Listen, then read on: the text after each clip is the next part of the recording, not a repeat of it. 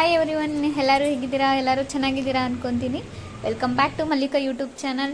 So ಇವತ್ತು morning breakfast ಏನು ಮಾಡ್ತಿದ್ದೀವಿ ಅಂದರೆ ಪೆಸರೆಟ್ ಉಪ್ಮಾ, ದೋಸೆಗೆ ಚಟ್ನಿ, ಮಧ್ಯಾಹ್ನಕ್ಕೆ ಚಿಕನ್ ಸಾಂಬಾರ್, ವೈಟ್ ರೈಸ್ ಮತ್ತು ಕಬಾಬ್ ಮಾಡ್ತಿದ್ದೀವಿ.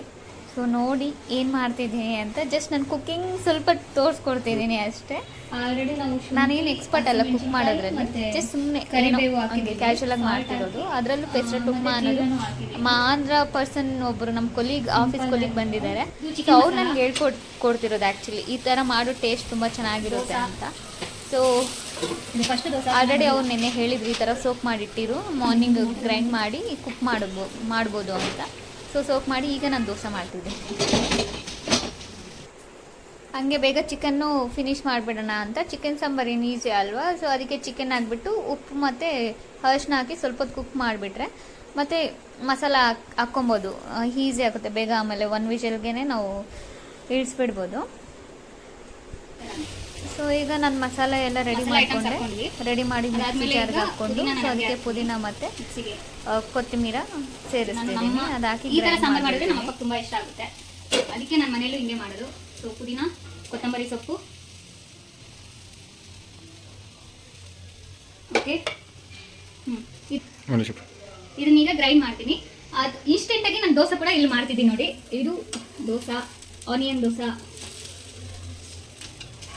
ಎಲ್ಲರೂ ಒಂದೇ ಸತಿ ಕುತ್ಕೊಂಡು ತಿನ್ನೋಣ ಅಂತಿದ್ದಾರೆ ನಮ್ಮ ಅತ್ತೆಯವರು, ಅದಕ್ಕೆ ಇದು ಮುಗಿತು. ಚಟ್ನಿ, ದೋಸೆ, ಆನಿಯನ್, ಒಳಗಡೆ ಉಪ್ಮಾನೂ ಇದೆ, ಪೆಸರೆಟ್ ಉಪ್ಮಾ ಅಂತೆ, ಆಂಧ್ರ ಸ್ಟೈಲ್. ಇದು ಚಿಕನ್ ಮಸಾಲ ಹಾಕ್ತಿದ್ದೀನಿ. ಅಂದರೆ ಚಿಕನನ್ನು ಏನಕ್ಕೆ ಮಾರ್ನಿಂಗ್ ಕುಕ್ ಮಾಡೋದು ಅಂದ್ಕೊಂಡೆ, ಆದರೆ ಬೆಳಿಗ್ಗೆನೇ ಅವ್ರು ತಂದಿದ್ರು.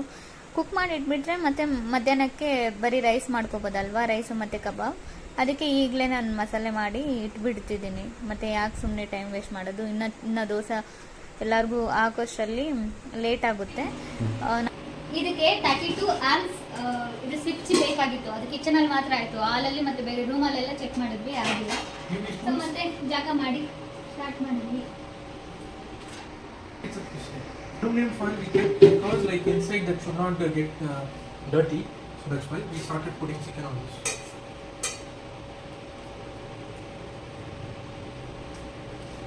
This you want, we can off now. Sure. They will put tandoori oil na, so we can keep, nothing will happen I think so. So ಪರವಾಗಿಲ್ಲ, ನಾವು ಟೆಸ್ಟ್ ಮಾಡ್ತೀವಿ ಚಿಕ್ಕದಾಗಿ ಇಟ್ಬಿಟ್ಟು. ಆಮೇಲೆ ಏನು ಚೆನ್ನಾಗಿದ್ರೆ ಒಂದೇ ಸತಿ ತುಂಬ ಹಾಕ್ತೀವಿ, ತುಂಬ ಚಿಕನ್ ಹಾಕ್ತೀವಿ. ಬಟ್ ಚಿಕನ್ಗೆ ನಾವು ಆಲ್ರೆಡಿ ಆಯಿಲ್ ಹಾಕಿ ಮ್ಯಾರಿನೇಟ್ ಮಾಡಿದ್ದೀವಿ. Oil not, it's already come. I should not add oil, but it's that little important. Okay. Wait, take the one. Wait, just insert. And it will get locked. Once it locked, you can turn on. Just turn on the switch. Already on this, you can see that an orange light is started. So here we need to. It is maximum, so I'm just starting this. 20 minutes I'm just cooking. We're just keeping 20 minutes. Let me see how much is getting fried and masala and everything getting. So I think you have been seeing the light is turned on. I just need to remove the sticker. I'm removing. You can able to have a more visibility on this. Crispy, crunchy.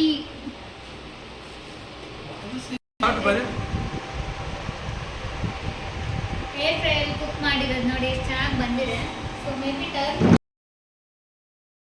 Time 6:30 ಆಗಿತ್ತು. So ನಮಗೆ snacks ಏನಾದರೂ ಬೇಕು ಅಂದರೆ ಏನೂ ಇರಲಿಲ್ಲ. ಅವ್ರ ಅಮ್ಮ ಇದ್ಕೊಂಡು ಹಲಸಿನಕಾಯಿ ಕೊಯ್ಯೋಣ, ಹಣ್ಣು ಆಗಿದೆ ಅಂತಂದರು. ಫೈನಲಿ ನೋಡಿದ್ರೆ ಹಣ್ಣು ಆಗಿಲ್ಲ ಒಳಗಡೆ, ಬಟ್ ಬೇಜಾರಾಯಿತು. ಸರಿ ಅಂದ್ಬಿಟ್ಟು ಅದನ್ನೇ ಇನ್ನು ಕೊಯ್ದುಬಿಟ್ಟಿದ್ದು ವೇಸ್ಟ್ ಮಾಡಬಾರ್ದು ಅಂದ್ಬಿಟ್ಟು ನಾನು ಇಟ್ಕೊಂಡು ಚಿಪ್ಸ್ ಮಾಡೋಣ ಅಂತಂದೆ. ಚಿಪ್ಸ್ ಮಾಡ್ತಾರೆ ಅಂತ ಇವ್ರು ನನ್ನೇ ಕೇಳಿದ್ರು, ಹೌದು ಮಾಡ್ತಾರೆ ಅಂದ್ಬಿಟ್ಟು. ಸೊ ನಾನು ಹೇಳಿದ್ದಕ್ಕೆ ಫಸ್ಟ್ ಟೈಮು ಅವ್ರು ಸ್ಟಾರ್ಟ್ ಮಾಡಿದ್ರು ಕುಕ್ ಮಾಡೋಕ್ಕೆ. ಚೆನ್ನಾಗಿತ್ತು, ತುಂಬ ಟೇಸ್ಟಿಯಾಗಿತ್ತು.